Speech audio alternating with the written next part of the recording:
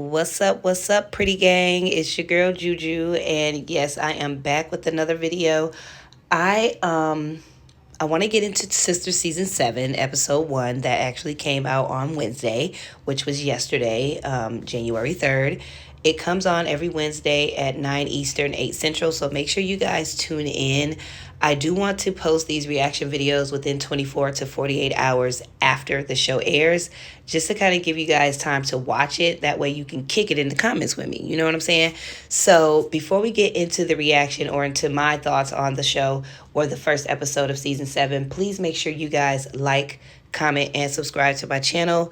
As of right now, we are currently sitting at 152 subscribers. So we've definitely gained some new subscribers along the way. So if you are new to this channel, like, comment, and subscribe, and drop the number subscriber you are in the comment section below. Let me know where you are from. I'd love to get to know you all. This is a social media platform. I know this is YouTube, and a lot of people don't like commenting and liking and doing all of that, but I actually want to kick it. So I need y'all to comment down below. If you agree with something that I state, if you disagree with something that I state, if you have a different perspective or have seen things from a different angle, everyone interprets TV shows differently. And I might pick up on something that you haven't. Or I might notice something that you haven't. Or you might put 2 and 2 together and it equals 4. And I might put 2 and 2 together and it equals 4. But I figured it out a different way. So you get what I'm saying? Go ahead and definitely comment below. I want you guys to be very, very involved and engaged in the video. So without further ado, let's go ahead and get started. We're going to start with this introduction. I have my talking points right here on my sheet of paper. I had to print them from my notepad on my phone. So as I'm watching the show, I take notes. That way I can remember what I want to talk about when I come to YouTube. So starting off, let's get into this introduction. Tyler. Now, Tyler, you got some fucking money over there. There's no reason why we are 7 seasons in and we still have this same outdated, old ass introduction. Now, we see that they've updated their cover photo. As you can see on the screen, this is more of the most recent cover photos for the new season. Why do we still have this same introduction? Like, I feel like at least every 3 seasons, the intro needs to change. Like, I don't think it needs to change every season. But I do think if you get to 7 seasons in, we should at least be on our second introduction by now. Like, we shouldn't have the same intro. It's played out, it's stale. The women have aged. Not saying that they look a lot older, but you can tell that they have aged from the very first season to now. Even in the episode, like, their hair styles have changed, their wardrobes are changing up a little bit. You can see that they're evolving a little bit in terms of looks, so on and so forth. So at minimum, I think the introduction should have been upgraded with the whole aesthetic of the 7th season. Like, everything should have been upgraded. Now, what the fuck really happened to the real Jordan? Like, Tyler, for one, these seasons ran back to back. So normally between seasons, there's a break of a year, months, whatever. However, I'm not going to knock Tyler for keeping that shit going because I hate the breaks. I like, keep the drama coming. If you're going to take a break, take like a 3-month break, 4-month break. Don't take a whole year. But so from season 6 to season 7 was literally a 1-week transition. There was no waiting time. So it was so obvious the difference in the different Jordans.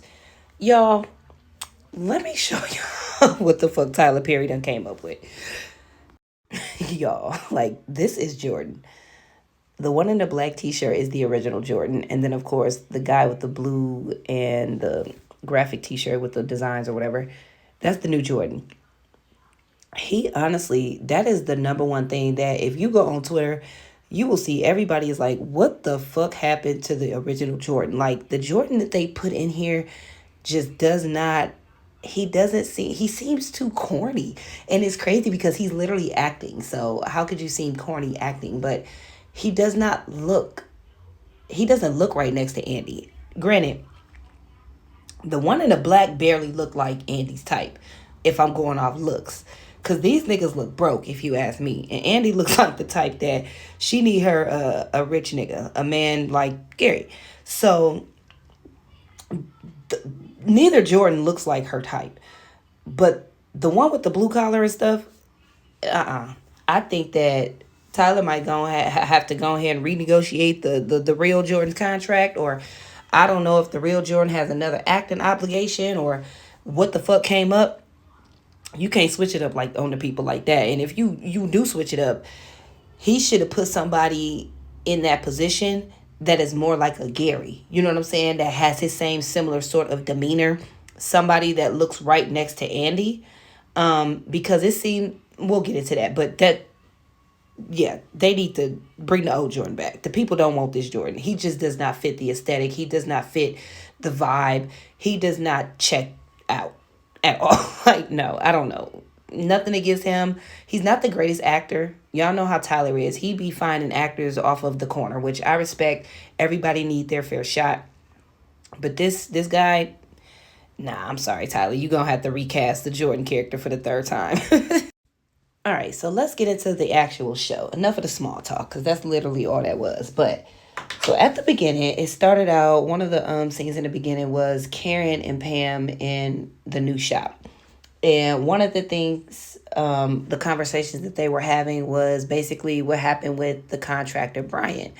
And Pam had insinuated that maybe Brian's wife had a feeling that he had started to, take interest in Karen. And so that is why he had to step away from helping her with her new salon. And so I kind of feel like there's some truth to that. But how would his wife have known that there was something going on, or that he may have had some sort of interest in Karen? If he's a contractor and his job is to, be a contractor and go out to different buildings and help people come up with estimates and, get repairs going and all that, all that shit, then, and that's from what we've seen, that's all their relationship has been. I haven't seen anything that would make me feel that maybe he likes her or she likes him as of yet. But I feel like his character was brought into the show for a reason. So he was brought in season 6. Pam was like, ooh, he a good looking, walk the bam. Pam kind of threw that bone out there that, oh, girl, check him out, all this and that and that.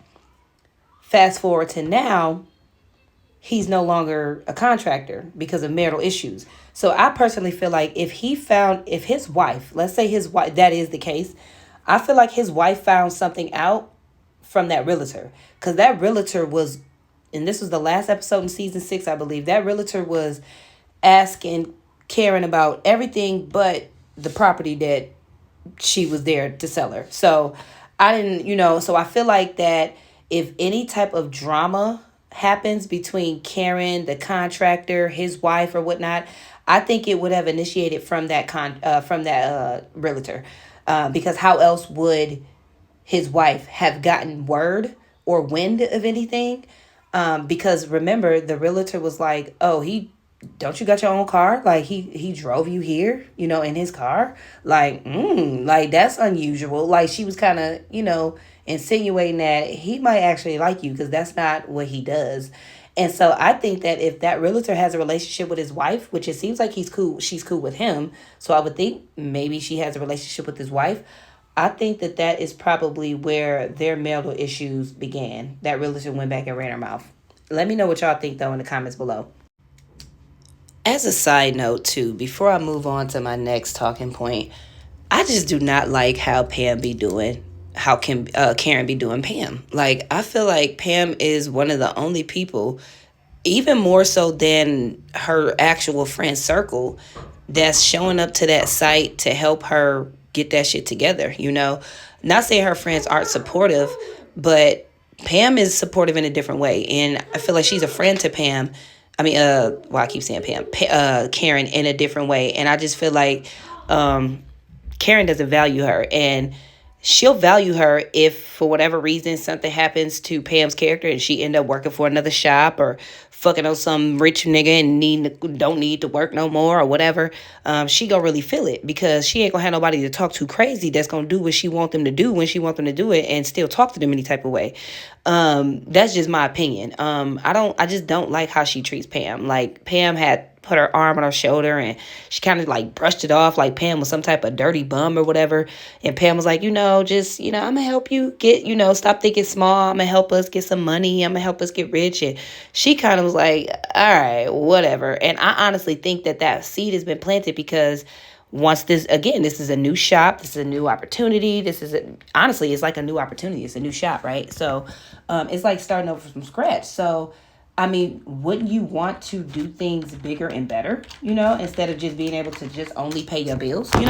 So I don't know. I just feel like I'm clocking out of work, y'all. So if that's what y'all heard me typing on my keyboard, I have to clock back in to log back into my computer so I can clock out. But I just don't like how she treats her. Like the people that's there for you, you got to treat them right because it's no guarantee that they're going to always be there for you forever. And Pam is thinking bigger.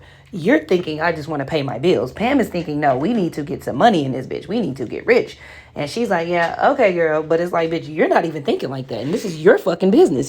So I don't know. Like, I just, that's as a side note. But we going to go ahead and get into what I think about Zach's whole situation with his child, his BM, and all of that.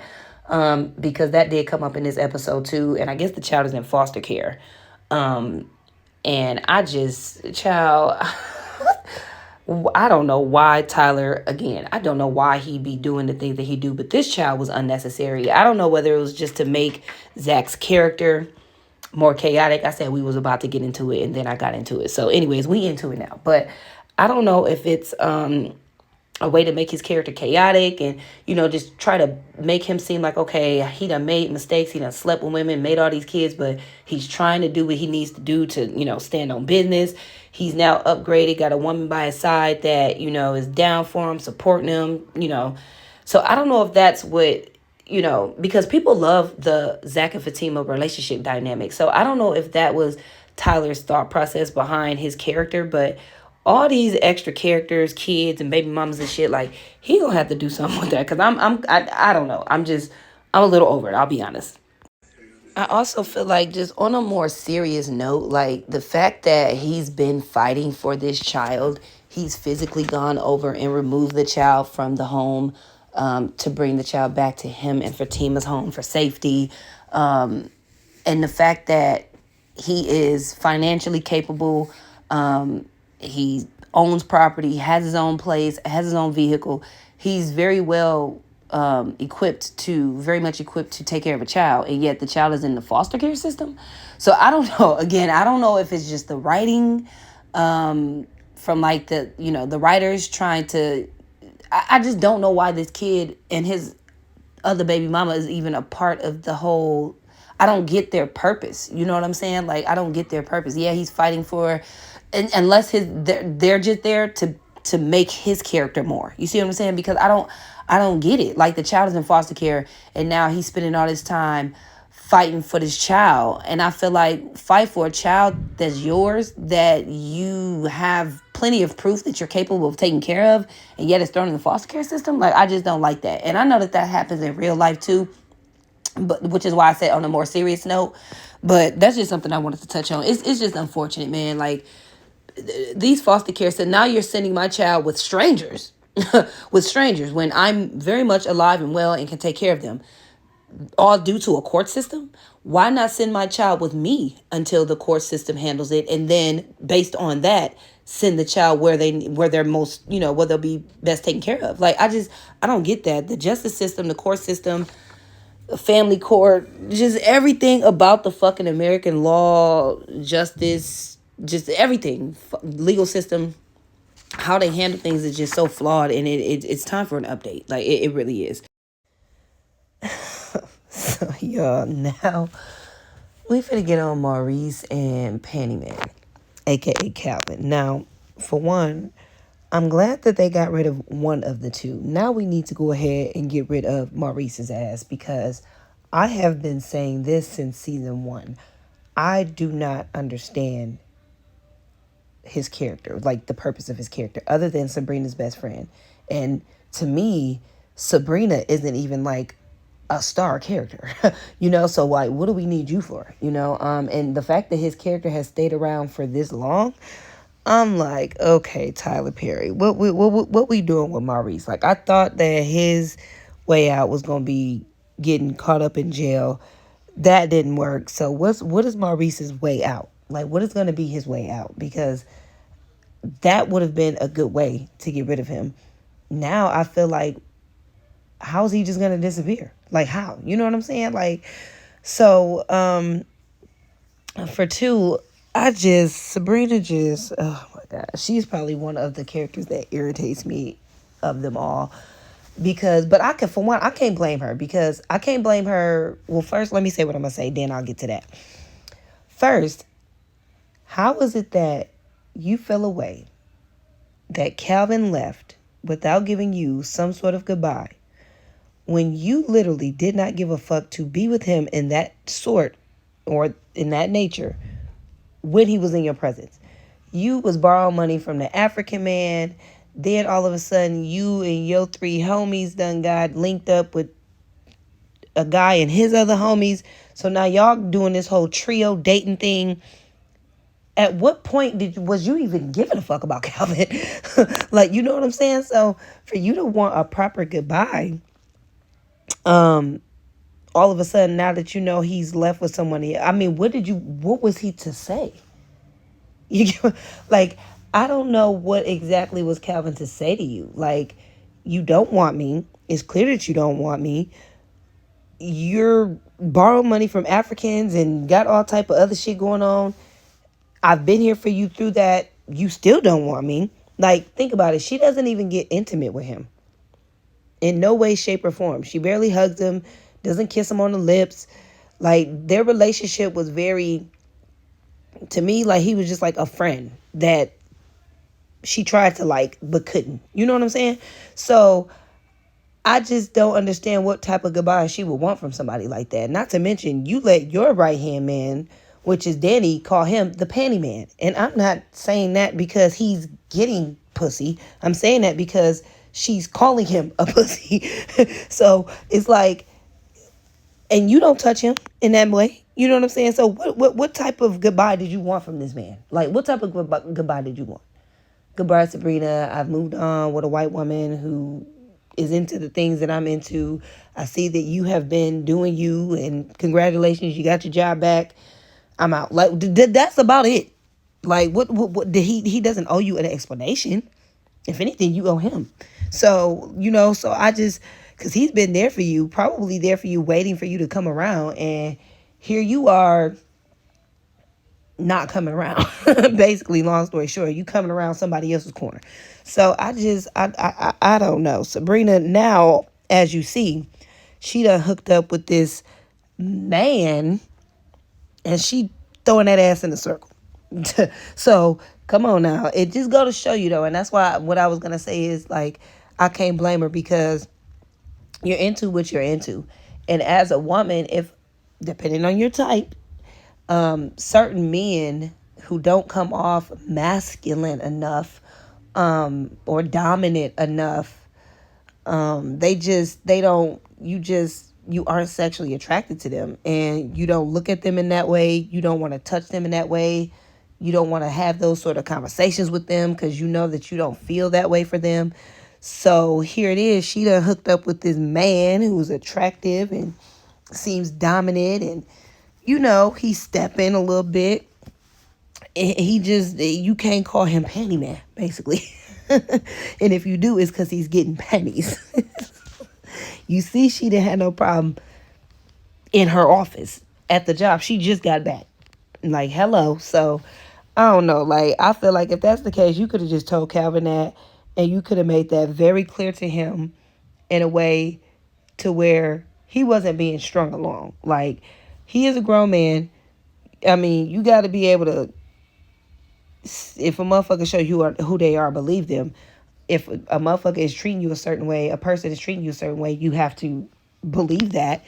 I don't think she mistreated him at all, but I do think, like I said, I just think she kind of strung him along.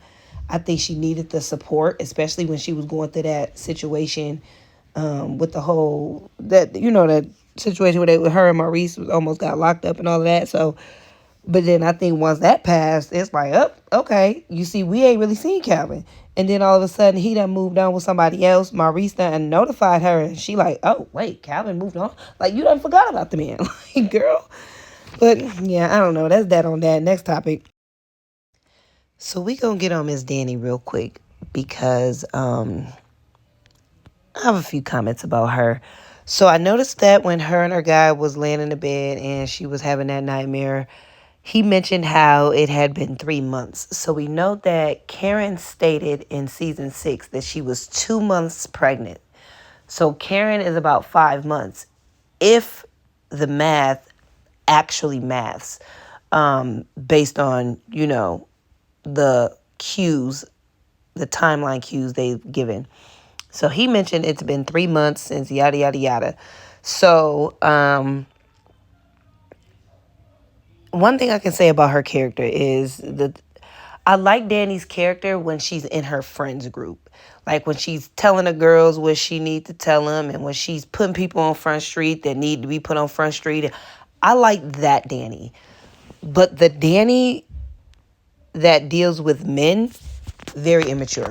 Hate that Danny. I just think that she needs to grow the fuck up. Like, it's annoying, especially because I know that they're in their 30s based on, their careers and the fact that they mentioned they don't went to college and this, that, and the third. Like, these women are at least 35 to 37. Like, I'm thinking that's around their age group on this show, 35 to 37. And keep in mind, they've only gotten older.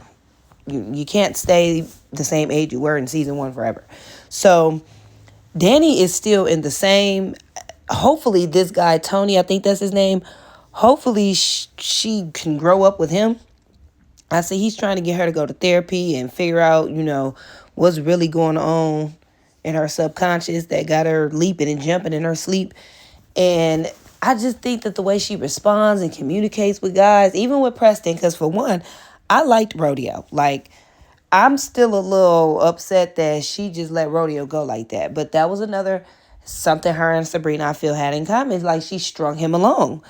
And it's okay for him to have options. Like, it's okay for everybody to have options because if I'm just an option to you, why come I can't have a backup that if you don't work out, okay, I'm a go ahead and just go on over here where I know shit is going to be cool. I do like you. I fuck with you. I want to try it and work this out. But if it don't work out, bitch, I have somewhere else to go. And he went and took his white ass somewhere and got married. So now you got Penny Man done went off with a white woman. You got Preston done ran off with his white woman. So her and Sabrina just both in the same stupid ass bubble. And Danny is just, I don't know. I just feel like she needs to grow the fuck up because Preston was a good one. He stuck around through all her bullshit. He was there to protect her when she was sleeping around with random strays from the airport who tried to fucking rape her or, abuse her and assault her. And so, let me not say rape, that word, are her. But yeah, it's just, it's just, I don't get her character. I don't understand at what point is she going to grow up. Like, do you want kids? Do you want, like, what do you want? I just don't understand. What does she want? At least we knew Sabrina. She wanted her career. She wanted to get back to doing what she was doing as a manager at the bank. And maybe she had the hopes and dreams, the aspirations of being a higher than a manager. I don't know. At least we knew she wanted something. Karen, she had her salon going. We know at least she just want to pay her bills, if nothing else. So at least we know what she want to do. Andy, she's a lawyer. She got her little career going. She comfortable. Cool. She got her rich man that buy her this and buy her that. Cool. Danny, what the fuck do you got going on? Like, you know what I'm saying? And then you be telling everybody what they need to know and what they need to hear when they need to hear it. But what about you? Because it was about a season or two ago where they had a little intervention with you and you wasn't feeling it. Because they was trying to tell you, like, girl, you out here having a little too much fun. And you didn't like that. And that was something that you needed to hear. So I don't know with Danny. Like, I do like her overall in the friends group, but relationship wise, she seriously needs to grow up. She done traded in Preston for this black Preston. I'm gonna give him a chance. But yeah, that's that on that. Next topic, we finna get into fucking Andy, Penelope, Gary, this weird dynamic that they got going on, because I think this is just weird. And we're going to get up out of here right on time. I wanted to make this video about 30 minutes, and it should take me about 5 minutes to wrap this up. So when they were meeting at Andy's penthouse or condo, wherever, I think it was a penthouse, that Gary bought her, which I think is weird. Aside from the fact that Jordan just flipped. But okay, they met up. They wanted to try to, hash out bad blood, XYZ. What I think is very strange is Gary's demeanor is just he's almost too cold to Andy. Like, he's too, I don't care-ish. I never gave a F about you when we've literally watched you for 6 seasons give a fuck about her. So that's why I'm just kind of like, where did this coldness come from? Like, what's to it? And then, if y'all noticed on the couch when they were like talking and stuff, Penelope and Jordan and Andy, like, they was just so, Penelope and Jordan was just so touchy, like, to be brothers and sisters. And that just really rubbed me the wrong way. Now, I did find something on Twitter, because, Twitter gonna piece some shit together. They gonna put 2 plus 2 together, and that's gonna come up to 4 real quick. And so I just kind of think that, I feel like, of course, with Jordan now running for mayor, that's more of Andy's speed, somebody with some status. But when Gary donated that $100,000 and Andy was just like, no, I don't think we should take that. I don't think you should take that. And she then mentioned, when no one else was around, how, Gary will use that and try to control you. In what ways do you guys think that he would try to control Jordan? Like, what leverage would he have on him? And maybe that's a point in the season that we haven't gotten to, but I can see where she coming from. $100,000 donation, you gonna do what I want you to do. You know what I'm saying? So it's like, that's something to kind of keep our eyes on. But let me show y'all what Twitter been coming up with, because like I said, Twitter been putting it together. And like I said, that whole Jordan, Penelope, brother-sister dynamic, and then she pregnant, Gary been messing with her for the same amount of time as, that's just weird. But hold on, let me pull this up real quick. Hold on. So one Twitter user said, "Child, if that baby is Jordan's and Penelope said it's Gary's, I don't know. But the math ain't mathin', fam." Now, somebody else said this. Penelope, Stahl Stowers brings Penelope to life in Sistas. Penelope is Jordan's ex-wife and Gary's mistress, who is expecting a child by the time season 7 kicks off. Like, what WTF? WTF. Like, that's crazy. But sometimes you gotta think a little outside of the box, because you have to figure out, he's getting rid of so many characters. Preston, Pennyman. He done got rid of Zach Baby. He done, who else he done got rid of? It's some characters I'm probably missing that he done like slid up out of there low key. And normally I would throw in with the new. Now, I saw something on Facebook that said Robin Finance was coming back, and I need that to happen. Because this weird Penelope Jordan thing, yeah, I need Andy to go back with Robin at. Like, that's what we need her with that finance man over there. Because that's what I need to see on my TV screen. And so all this Jordan and flipping Jordans, nah, put Robin Finance back on the TV screen, please and thank you. Tyler Perry, please and thank you. And so yeah, to leave off, I really think that brother-sister dynamic is a little too close. I felt like that in season 6, but I'm like, okay, some brothers and sisters are just close. So that's cool. But if you know, you know. There are some brothers and sisters, especially some sisters, and how they feel over their brothers, like Kaylin King Von type. Like you would think some of would want their brother. You know what I'm saying? Like, so you never know. But when they was sitting on that couch and the way him and Penelope and Jordan had like grabbed hands, I'm like, this shit a little weird for them to be brothers and sisters, and she pregnant. Like this shit just, I just don't know. Like, I just don't know. And then the preview show Hayden and Andy talking. It looks like Hayden was trying to put her up on game as if he feel like it's some strange ish going on with Gary. And so I'm very anxious to see how the rest of this season is going to turn out, because Tyler Perry, he can irritate you, but right when you starting to get irritated, he throws curveballs into the show, and it just makes you want to continue to watch to see like what happens. So I don't know, y'all. I'm gonna go ahead and get up out of here because I'm at my 30-minute mark. Please make sure that y'all drop a comment below. I want to see and hear what you guys think about the first episode of season 7 of Sistas. It comes on every Wednesday at 9 p.m. Eastern Time, 8 p.m. Central Time. And I do plan to post my reactions within 24 to 48 hours after the show airs, just to give you guys time to watch it. And so, yeah, let's kick the conversation off. Let's keep it going in the comments below. Please like, comment, and subscribe. Drop the number subscribe you are in the comment sections once you've done so. Until next time, talk to y'all later. Deuces.